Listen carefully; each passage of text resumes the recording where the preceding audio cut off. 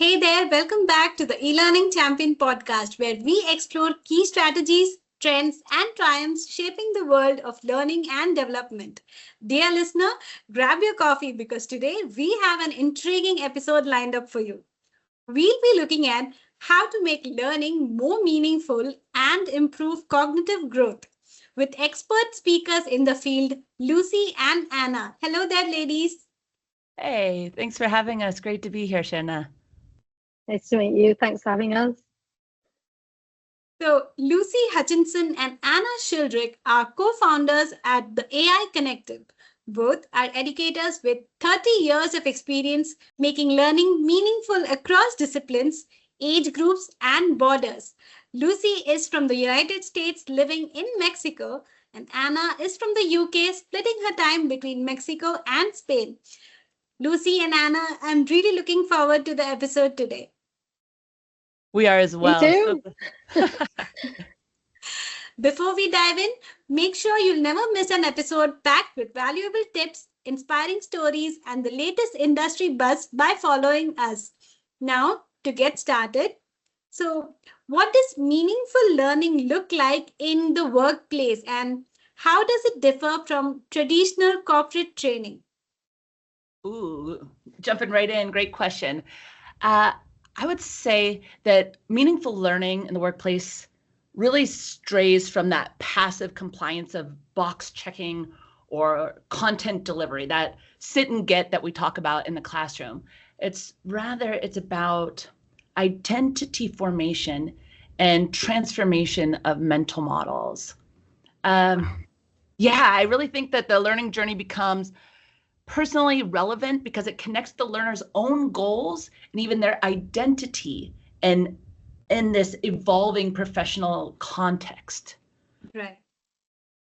I would even go on to say maybe traditional corporate training would revolve around the skill acquisition, policy adherence. It's very focused on almost boxed ideas versus transformative and transferable skills that go much, much deeper about who we are, into our values and our purpose, and application across disciplines, across who we are as human beings. Yeah, this is a great question because I think it goes from the simple ask of, did you check the box? Right. To how has it changed how you really think or decide and act in your role? How does that sound? Very interesting, yes. Anna, what would you add? Yeah, I would just add that it's a parallel to what happens in school, and which is why this is what we do as a profession.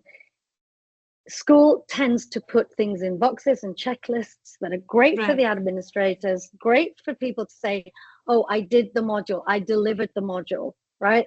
Professional development has been done, but it doesn't actually provide that transformation that we're looking for.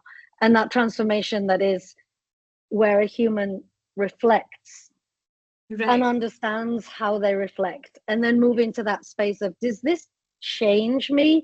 Does this learning change the way that I think in my job, or the way that I act or decide when it comes to my job? I mean, in schools, it's really difficult to do that because we're still driven by the system that has us taking standardized tests.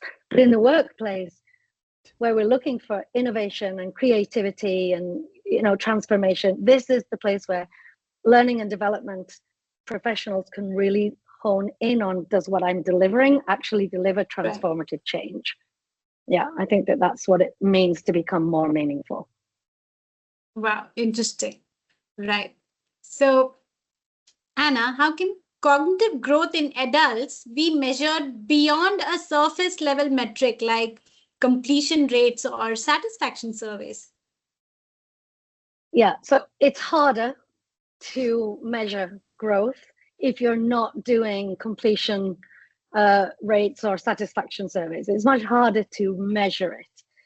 Yes. But what you'll see is a shift in the quality of thinking. That is not easy to measure, but that's what we're looking for when we're really seeing a change. It's the quality of thinking has changed. And it's not just about retaining knowledge or saying, yes, I've learned about these 3 things. Schools don't do this, which is why in the workplace we often don't see it. But this is what we should be working towards. So completion rates, satisfaction scores, it's just like school standardized testing. It makes it really easy for the administration, but it is not really capturing true learning. So what are we looking at? What do we want to see when we see that this is really working? Humans become more capable of making their own meaning, of looking at novel, ambiguous ways of doing things, looking at complex situations and thinking differently about it. It's really putting your finger on the nuances and on the depth of what we're understanding, not just the accuracy. Take a 5-minute multiple choice quiz to say you've done your PD. That doesn't help us to see that. So we're really looking for metacognitive awareness. How are you reflecting on what you're learning here? How are you questioning your own assumptions around these things? And then how are you going to approach these challenges in a different way? And that's where we're going to see teams really working together, understanding the thinking process, diving into really scenario-based or decision-making scenarios. And we can see the evolution of our thinking. And I think that that's harder to measure, but it's much more exciting. And I think it's much more effective. Yeah. I agree with you that on the surface level, it's harder to go back and like look at those results, like you said, but I think it's much easier to feel. So yeah, love that you pointed that out. Definitely easier to feel. It's palpable when a team is really meaningfully learning. correct. To put it down onto a grid may be harder, but that's what we have to learn how to do. Yeah, and I just want to add that I think it's across disciplines. It doesn't matter if we're in a school or in a workplace. You can feel the energy or the synergy when people want to be there and they're excited about what they're doing. And right? So it's more than just about teaching a specific block or can I get the answer right? Because all of us know that we can obviously use AI to get the answer in the what. And we see people doing this across industries. It's just, oh, sure, if you need an answer, here's one. But if you want me to care, again, it goes back to the identity and the culture. Yes. Interesting. Wow. So, Lucy, you emphasize productive struggle as essential for learning. So, how can organizations design learning experiences that challenge without overwhelming or stressing out employees? Ooh, I love this question because Anna and I talk about productive struggle all the time. And it's funny because lots of times we as humans want to save the other person that we're working with from the struggle. But then we get into that space that's between boredom because it's too easy and burnout because it's too much. It's too hard. Right. So productive struggle sits in that learning zone that we're super excited to be in. So yeah, and I think that we've all seen that when it's too difficult, we freeze, we're paralyzed. We're not interested in even knowing what the first next step might be. So in between that space is the productive struggle when you can nudge or guide and facilitate that growth with tools, time, and trust. I think that those are probably the key aspects of productive struggle is working with somebody that's going to help you get there. And that builds obviously then resilience, insight, and that transfer capacity that we were talking about earlier. I think that that's huge. So when you're designing something for the people that you're working with in order to learn, you want to include enough ambiguity that prompts exploration so that the people that you're working with are able to learn and grow and figure things out for themselves. So we're not going to just throw anybody into the deep end and like, hey, figure it out, but instead accompany them and give them the opportunity to ask themselves like, okay, how is this important for me in my work and how might I get there? So you know when it's productive versus unproductive, but you've got to be there with the learner, with the other person in front of you on the screen or in person to feel when it's become something else, when it's become unproductive. And that's Right. Absolutely. Interesting. Now, many L&D programs rely on direct instruction, right? You just mentioned that you need to be able to see your learner in some way. So, Lucy, why do you believe this should be a last resort, or what should come first instead? The last resort. So why would this be a last resort? It's because then it takes the human out of the equation, and especially with artificial intelligence in the conversation, it's just going to make it so that somebody can check a box, but not necessarily any deep learning happening. And so, yeah, that box can be checked. You can get into compliance, but we're seeing over and over and over again that compliance doesn't lead to change, to growth, to anything meaningful. It's just something that you can officially put up on the wall, perhaps, like it's done, but nothing changes. And that's whenever we hear lots of times like, this meeting could have been an email, right? Because then you don't need the human, you don't need any interaction. We're just checking the box. Anna, jump in. Yeah, no, I was just going to add to what you just said. It's like if anybody just comes in and talks at you or talks to you with the stuff, it's going to shut down your curiosity. And without curiosity, how do we buy into the learning? So there is a place for direct instruction.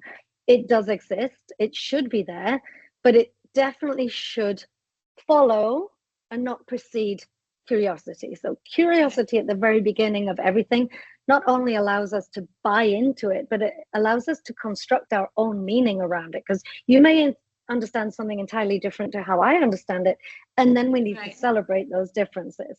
But if you're just told this is how it is and that's the end of it, it's very difficult to actually own that learning. So if we're shutting down inquiry, we're also shutting down deep thinking. And in teams, in the professional sphere, we need deep thinking, because deep thinking is the driver of positive change. So we don't want passive receivers of information. We want active constructors of knowledge, systems, processes, because that's how we promote change. And if we think about the world the way it looks today, so much has changed about the world. Yes. And every day is changing so quickly, but our systems don't follow that quickly. They don't, because we are generally told, this is what it is. Here's the box. Check it to say that you've read this.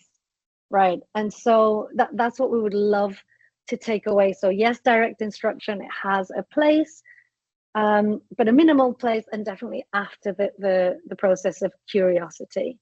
I'm going to say the dirty word in business and offices, which I don't know why, but the other aspect of this is fun. And I know that we don't normally look at this, but for me, okay, so let me describe what I mean by fun. I think getting curious and creative and discovering something new is fun. And this is something humans from birth, this is part of what makes us human. And it's driven out of us. We're told we have to be very serious, right? And we have to just get the things done, and we have to look a certain way and act a certain way and I can't sound excited even, but we should be excited about what we're doing. Why not have fun discovering something new that can make our work better, make us more effective, make us enjoy our lives, even if it's just a little tiny bit more? Go for it. Even make the world a better place. So if I think about fun, which I love, Lucy always talks about fun and reminds me about fun. Everyone wants to work at Google. Why does everybody want to work at Google? Right. One, it is working hard to make the world a better place. You can, that's a different topic. But people love working there. Google has the design sprint at the base of everything that they do. Come in, throw your thoughts out there. Let's think about it. No, bad idea. Think of another one. You know what? We can work on that idea. The design thinking process, it should be the base of all learning. I think that they got that right. It's let's empathize with what exists around us. Let's ideate, throw all your ideas in there.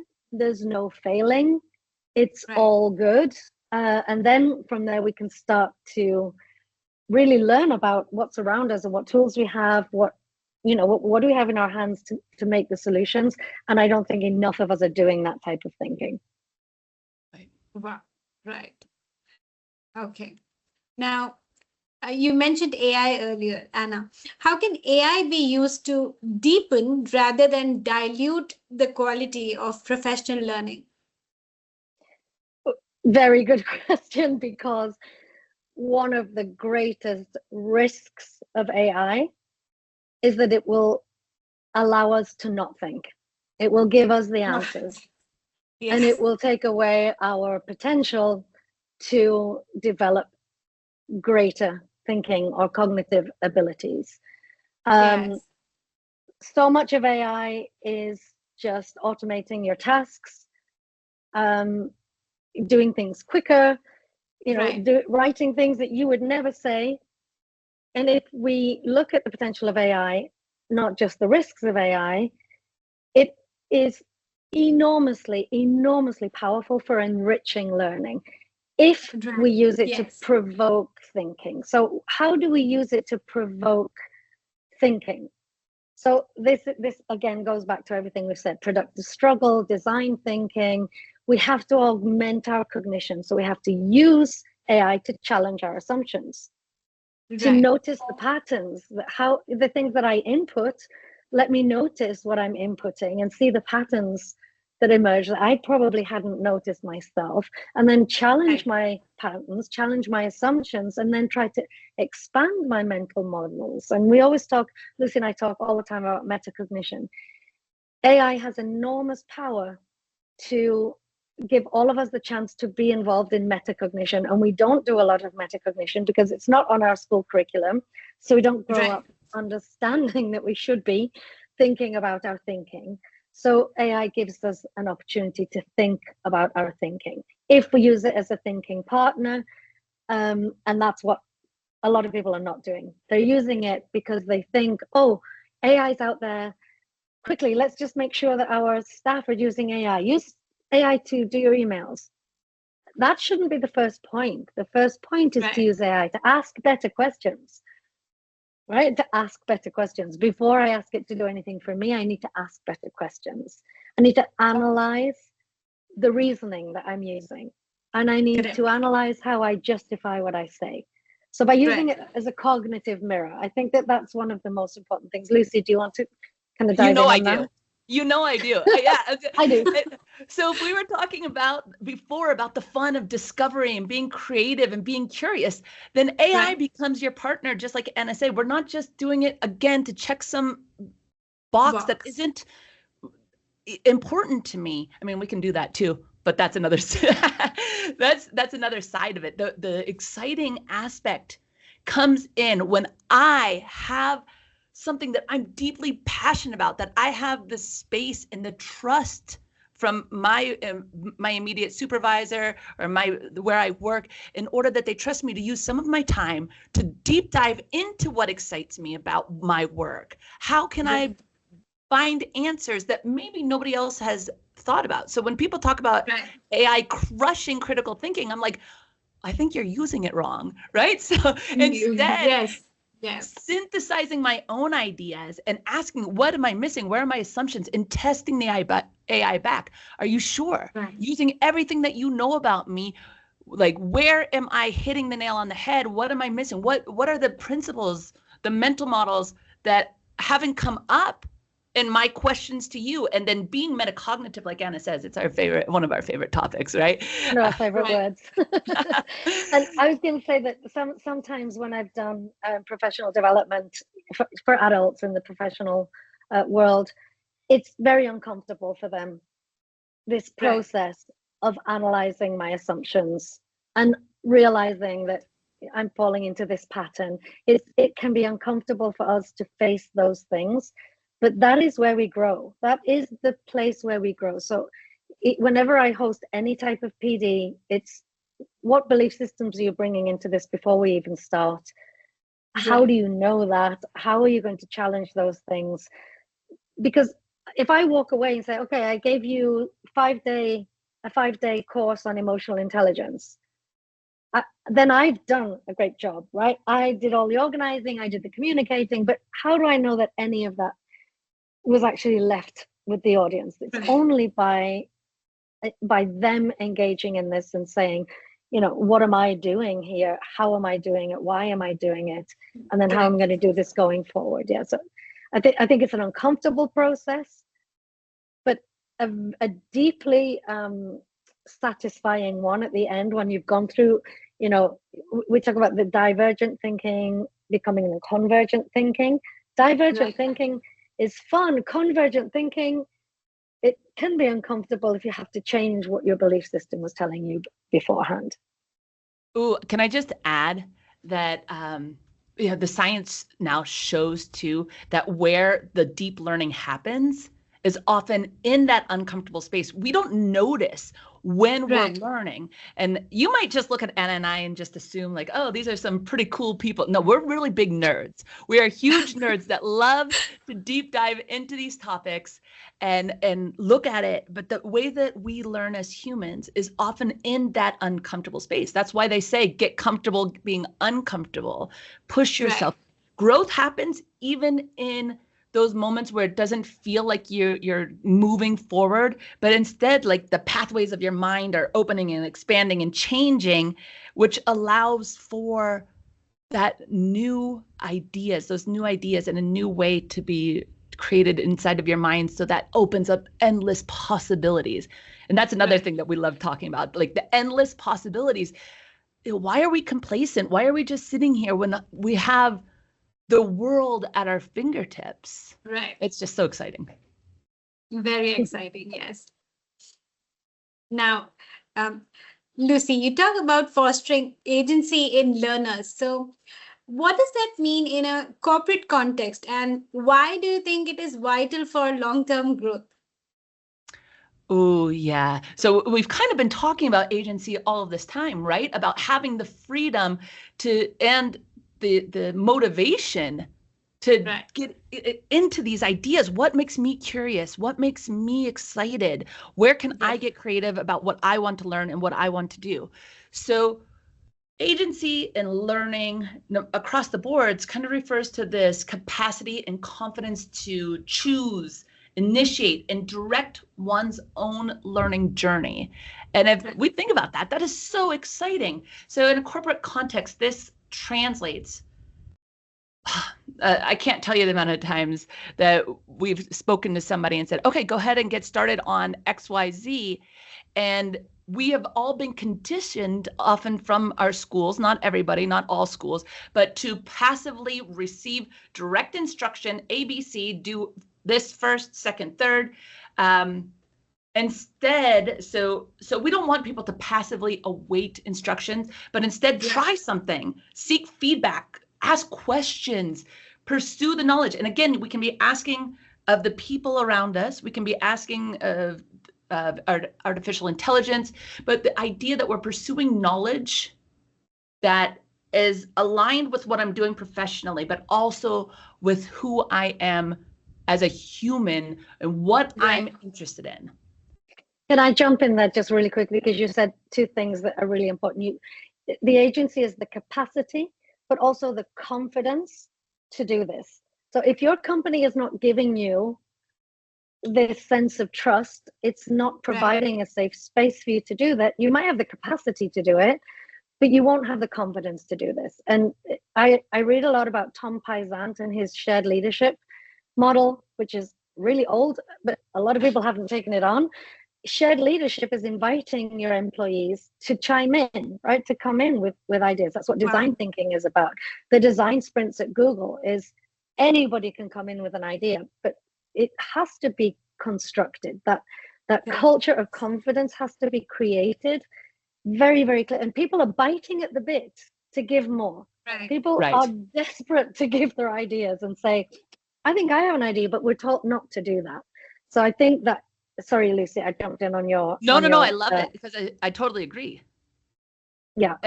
And then go ahead. if it's in a situation where then you're pointed out or somebody doesn't see your whole vision, and it becomes almost like this thing where you're mocked if you try, and even if you fail, even if it doesn't work, if you don't have that confidence, as Anna mentioned, it kind of kills that innovation, it kills that creativity. So we need to have the support. I don't know about well, I do know at least about Anna, but Sherna, for you, has it ever happened that you have an idea, you're excited about it, and you just get shut down immediately?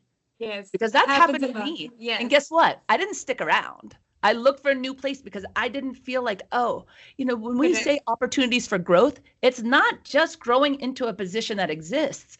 And then I've worked with so many people that we've said, okay, like you don't fit into the pathways of growth that exist in your space. So you can design one. Tell your leader, your boss, your manager, whoever it is, look, this is the thing I want to do. This is how I see it moving forward. And time and time again, in my positions, I've been offered an opportunity for a growth or a higher position with more responsibility, whatever it is, that didn't exist in that corporation or in that space prior. So when you are motivated to do what you're doing and you have the agency and you have the support of your workplace, it just opens up so many opportunities that, using the first principle thinking, you can design something for yourself that meets who you are. Correct. And I would also jump in that on a practical basis, what can companies do? They can start by creating flexible learning pathways. And AI is the space to do this. If we have AI, how can we justify having a single learning pathway? So we can immediately start by flexible learning pathways. Opportunities to co-design projects. We have this issue, we need to learn about something, let's co-design it. And then also rethink our performance reviews. It's like the school report card. The school report card says 8.5 in maths or an A+ in it. No, we have to rethink our performance review. What is it that we're valuing from you as you work with us in this organization? And then thinking we're rewarding initiative. We're not rewarding compliance. Perhaps compliance is an element, right? But initiative. So rethinking the performance review entirely is a small step that we can start to open those doors for more meaningful learning. And I love it that you mentioned that, because Anna knows specifically for me, many times in my reviews, they've had to change the answers because I don't fit into the box. But in order to that those positions, that they were able to recognize a value that you're bringing that is not on the form. I think that's huge. And so, that's just one of those strategies that companies can use. But I think, I know just jumping into this already, but then we have the ability to say that this is not just isolated in this context. You get to be free and creative now, and you put them into, like, it's at 8:30 on Tuesday mornings, that's your creative time. No, but instead that just becomes part of the culture about who you are as a company and who we are as part of that culture. Right. Interesting. So, okay. Anna, what are some concrete strategies that L&D leaders can implement tomorrow to make learning stick and matter more? So I think I already probably mentioned one of them, which would be rethinking the performance reviews, starting at the end and then backward designing from there. What is it that I want to celebrate in my employees? So thinking about the performance review will celebrate initiative, the creative thinking. So that's the first thing that I would go to. But I think also just adding reflection into the process. As you're working, reflect, self-reflect, peer reflect, or reflect with my manager on what is it that's going into this learning cycle. Am I checking boxes, or am I actually thinking? And am I thinking about my thinking? So there has to be a space for reflection. Reflection is important because it's internalizing your learning. right? If I just go to my boss and say, yes, I'm reflecting, am I actually reflecting? Not necessarily. So reflection is something that leads us to metacognition, and that is the meta learning that makes it so powerful. So we have to think about the learning. Is it relevant? How is it relevant? And Lucy mentioned earlier about, is it relevant to my organizational goals, my professional goals? Is it relevant to my personal goals? If there is an element of, yes, this is relevant to my personal goals because now my being is involved in this, it's going to be more relevant. If I'm doing it because you told me and here's the PDF and I have to read it and check it, there's going to be very little personal relevance. So professionally relevant, yes. Personally relevant because I'm invested in this too. Maybe I haven't co-designed it yet, but I have been invited to reflect on it, and I have been invited to bring my my ideas into it. That's much more powerful than just retention. And I think that those things are just changing the mentality slightly. Backward designing is easy because you're, what's the end product?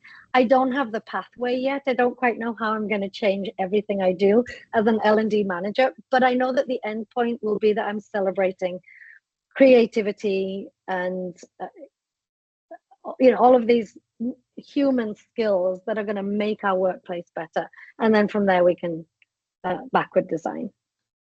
Right. Interesting.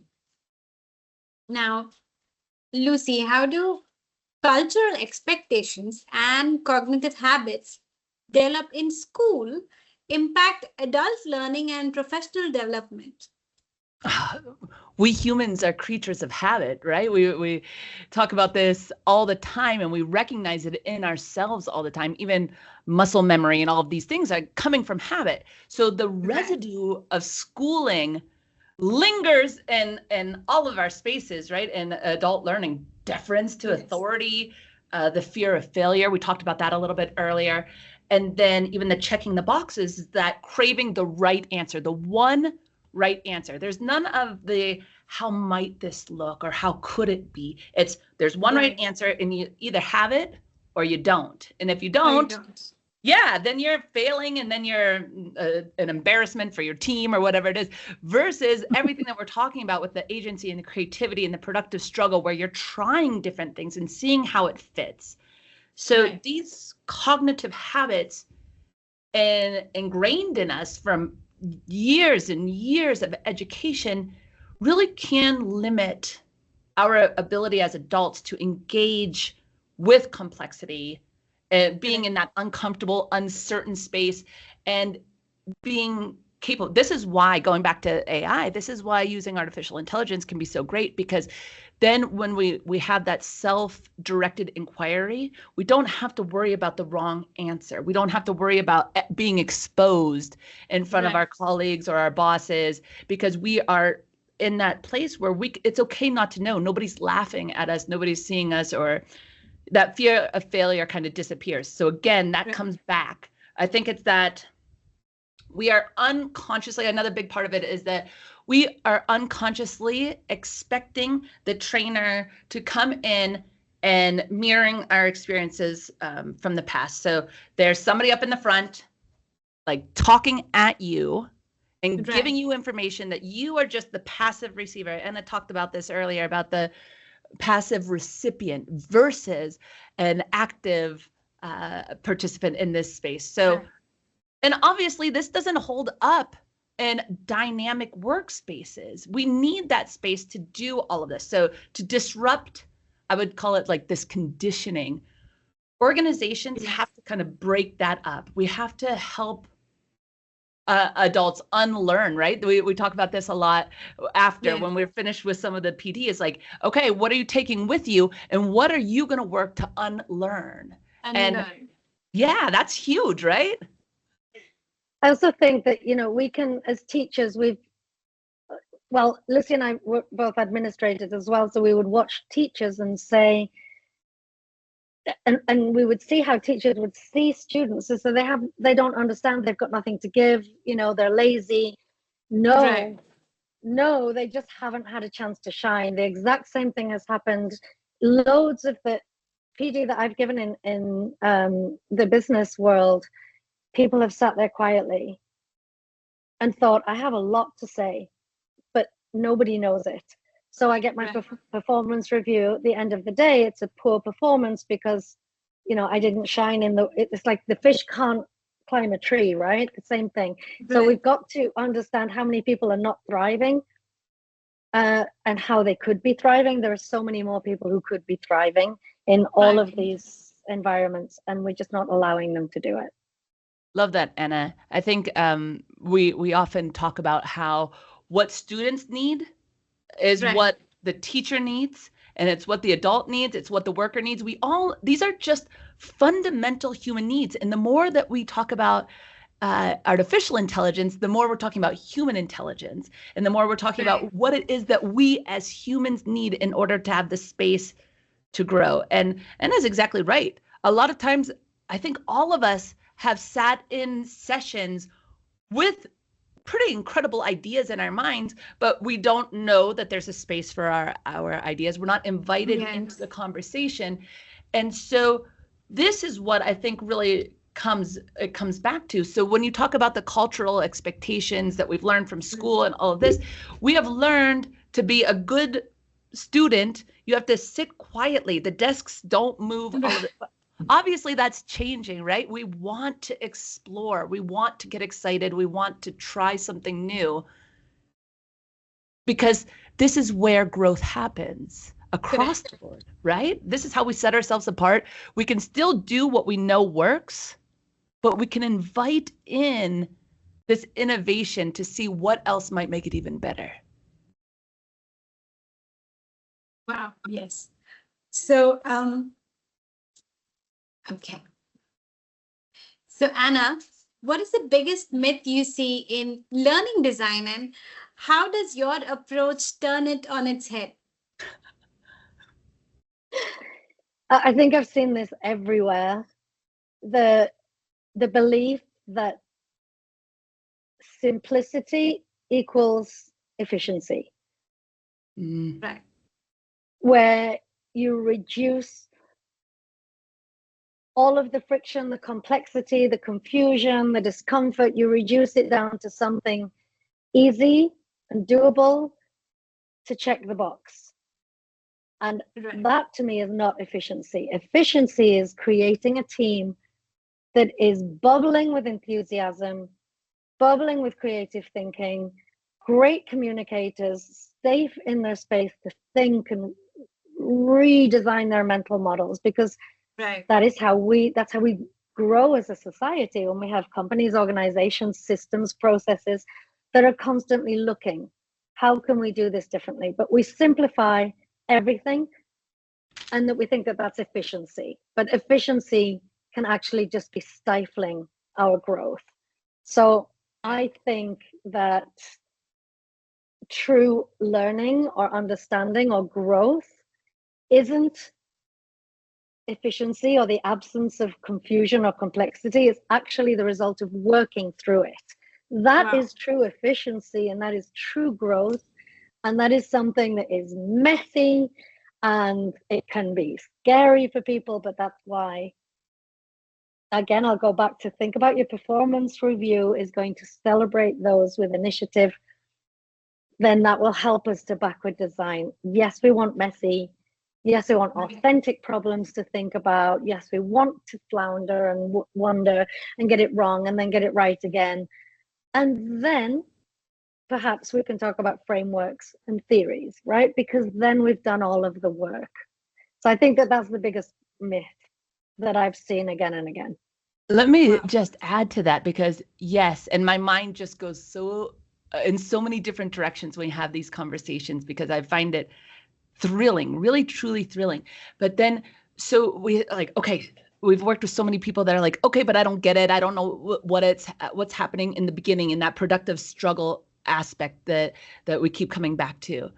Right. And then it's not that we don't want clarity, but we want the other person that we're working with to discover the clarity for themselves, because just being told something takes away all of the meaning. Well, or at least the majority of the meaning, right? So I think about this all the time, that the truth often lies in the contradictions. I'm going to get that tattooed on my forehead. It's one of my favorite things to remind myself, because I'm like, so I hear somebody say something and I'm like I reject it. But then I'm like, okay, when might that be true for me? When could that be true? And then I hear even the exact opposite thing. And I'm like, how can these two mutually exclusive ideas exist simultaneously inside of my own mind? And they do, because the truth is in those nuances. It can depend on the situation. There's not just a cookie cutter. And I think that the most exciting thing about the time and place where we exist right now is that it does come down to each individual. Things can be personalized, and learning in the workplace and even our job role. Okay, so here's my job description, but that doesn't have to be a cookie cutter. Create some space. So the myth that I have to stay in my lane, I think that that's another one, is just we're limiting ourselves and one another if that's all we do. It doesn't mean that I'm going to try to take over, Sherna, your job and start guiding all of these podcasts, right? But it does mean that I can empathize with you and understand your position and what you're going for, so that it gets better for all of us. Right. Yes, absolutely. Now, Lucy, to continue, what does it take to build a learning culture that values thought over compliance and curiosity over completion? Ooh, I think that one of the things that we're talking about all of this conversation is creating a space for that. Like you being intentional and you taking a risk, right? How can we joke around about this, but like de-risking the situation, right? Take a little bit of the risk away, try something new. Don't be afraid to make a little bit of space for something new, and find a way to reward the process of learning, of the process of getting excited and being curious, not just the output. So it can't just be final results. So normalize not knowing. And again, just like celebrate that risk taking, celebrate the process of trying, and even the words that we use, we all know words that can encourage us to continue. Like, how might that look, or what might that happen with that, versus a just like, that doesn't fit. If you can just shut somebody down really quickly and really easily. So creating a culture where people are willing to try something, that you make a space for that, right? And it's living, it's alive. Yeah, go for it, Anna, please. Yeah, no, I just think that we have to be really clear that it's the leadership that needs to do this. It's courageous leadership. Sitting down as a leadership team and saying this is a changing culture that we want to initiate. Right. I don't think that as employees can start trying. I know that's not what you were saying, Lucy, by the way. But us as employees going in and saying, I've got a great idea, will not be a good idea unless that has been created by a really courageous leadership team who've said, I'm going to share my learning journey. I, as a leader, I'm going to share with you what I don't know. I, as a leader, I'm going to tell you where I failed. And I'm going to share that with you to demonstrate to you what this new culture can look like. I think that is the very crux of the matter here, is that it's a leader who is brave enough, courageous enough to go in and do that themselves and really model what that looks like to start the change in the culture. Building systems or processes, events, mistake of the month, or just thinking differently about things. That mistake, we learned so much from that mistake, right? And starting with you as a leader, I think that has to be the very first step. Otherwise, it can be very, very challenging to ask people to step up and do that, if it's not modeled. Yeah. Yeah, I remember, I love that you talked about those rituals and creating something, even who's going to make the first mistake or get the first no for sales calls, because we keep Right. coming back to how hard that job is to get no's, to get the Yes. slap, the door shut in your face, right? Who's going to get the first 10 no's, like race to the top, you win today, right? Gamifying it, again, bringing in that fun. But I just want to say, I do agree with you, Anna, that the leadership, it comes from leadership. But if you're in a position, if you are working in a place and you are ready to look for a change because you are being stifled or you don't feel that you have that space, what's the harm in going to your superior and saying, hey, like, I want to try this? And if they say no, what are you going to lose? Right? You're already thinking about leaving, so it doesn't stop you in the track. But I just, it's funny that that Anna, that you talked about these rituals and you were referring to this, because I've just been deep diving more and more into this idea of how meaningful it is. But you've got to show up with intention. And again, going back to what Anna said about reflecting, right? You've got to know really why. Did it work? What didn't work? What are you subconsciously or unconsciously telling your team with the face that you're making? Maybe you're thinking about something that's happening at home. So you've got to show up with intention. You've got to be present in the moment with the other and really listen and be aware. Wow. That's quite some insights to pack for today. And this brings us to the end of today's episode. Thank you so much for sharing your thoughts with us, Lucy and Anna. It was a great time listening to you and your insights. Thanks so much for having us. Yeah, it's so great to have these conversations. I think, as you probably noticed, we could talk about this and work in this space all day long. It's exciting. It's powerful. Yes. And it comes down, just one more time, to not just being isolated for the workspace. It comes down to who we are as people and where we want to be and how we want to live our lives. And when something touches that, we've seen it time and time again, it's not limited to one space, but it crosses boundaries. We've had people come back and say, I'm using these skills, or I'm doing this now at home with my kids or with my spouse. And it's just really, when you think about this, the possibilities are endless, and it's just beyond exciting. Yes, it's beyond exciting. It's wholesome, and it I believe contributes to overall growth and development, and that's something we're all looking for. 100%. Agreed. Thanks so much again. Thank you. I hope our listeners are walking away with fresh ideas and actionable steps to make their learning more meaningful while driving cognitive growth. Remember, becoming an e-learning champion is a journey of continuous learning and sharing that you must commit to. If you found value in today's conversation, please do share this episode. Let's spread the knowledge. Follow us on your favorite social media platforms. Share your thoughts on today's topic or what you'd like to hear next. Thank you so much for tuning in to the eLearning Champion podcast. Keep innovating, keep inspiring, and keep learning.